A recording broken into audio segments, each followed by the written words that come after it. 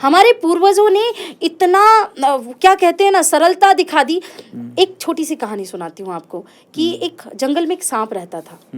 वो सांप जो था ना, वो जो लोग आते जाते थे उसको कहीं ना कहीं डस मारता या कुछ करता, तो लोग बहुत परेशान हो गए थे कि भाई क्या करे। तो गांव में एक साधु थे, तो उनके पास गए कि महाराज कुछ करो, ये सर्प दंशन करता है और बहुत तकलीफ होती है, हम लकड़हारे हैं, लकड़ी काटने जाते हैं और हमारा कार्य नहीं हो पाता।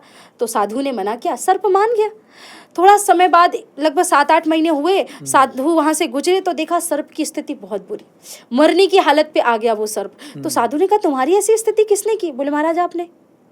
बोले मैंने क्या किया? बोले तुमने कहा किसी को डसो मत, और लोगों ने मुझे डसना शुरू किया। लकड़ी तोड़ के आते थे, एक डंडा मारते, मैं खड़ा था, मैंने कुछ नहीं किया, और आते और एक डंडा मार के चले जाते। संत ने कहा, भाई मैंने तुझे डसने से मना किया था, फुसकारने से मना नहीं किया था। ये दुनिया है, इनको फुसकारना बहुत जरूरी है, इसलिए आपको किसी ना किसी परिस्थिति में डराना पड़ेगा। अगर हमारे पूर्वजों ने क्या किया, इतनी शालीनता से रह कि तुम भी मेरे भाई, तुम भी मेरे भाई, तुम भी मेरे भाई, और इन अकबर बाबर की औलादों ने हमारे 33,000 मंदिर तोड़ दिए। अगर अकबर बाबर को उन्हीं की जगह पे, जब वो यहाँ आए थे, धरती पे गाड़ दिया गया होता ना, तो ये स्थिति नहीं होती। और महाराणा प्रताप जैसे व्यक्ति, जिनको समाज ने इतना नीचे रखा, अकबर को महान बता दिया। उस महाराणा प्रताप के बारे में आपको पता भी है कि उन्होंने क्या किया? घास की रोटी खाना लोगों को बस इतना ही पता, उसके अलावा क्या किया उन्होंने? महाराणा प्रताप जैसा योद्धा मुझे ऐसा लगता है न भूतो न भविष्यति।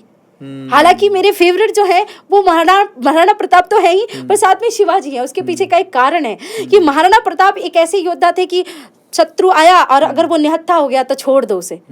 पर मुझे ऐसा लगता है कि देश काल परिस्थिति के अनुसार शिवाजी की कूटनीति बहुत जरूरी है। बिल्कुल सही बात है ना। भले महाराणा प्रताप, और राजस्थान की तो भावना रही है ना कि उन्होंने पानी से सस्ता खून कर दिया ना, कि खून बह जाए पर आन बान शान नहीं जानी चाहिए। ये हमारे देश की विशेषता है। लेकिन कहीं ना कहीं हमारी कमी हो गई कि उन्होंने पीठ पीछे प्रहार किया, हमारी बहन बेटियों की अस्मिता के साथ खिलवाड़ किया। लेकिन हमने क्या किया? शत्रु निहत्था है, उसको छोड़ दो।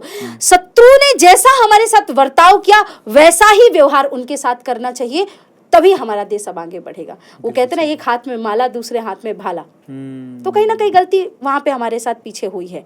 हम थोड़ा सा उस चीज में चूक गए। इतना विनम्रता, इतना प्रेम, इतना भाव रखो, बिल्कुल रखो। स्वभाव में विनम्रता होनी चाहिए, पर व्यक्ति को भी देखना चाहिए कि वो हमसे क्या लेने आया। कहीं वो हमारी माँ की अस्मिता लूटने तो नहीं आया, कहीं हमारा घर खाली करने तो नहीं आया, कहीं हमें यहाँ से बेघर करने तो नहीं आया, कहीं हमारा धर्म परिवर्तन करने तो नहीं आया। और अगर वो ये करने आया है तो ईंट का जवाब पत्थर से देना होगा। फिर वहां पे प्रेम काम नहीं आएगा, फिर वहां पे भाला ही चलाना पड़ेगा।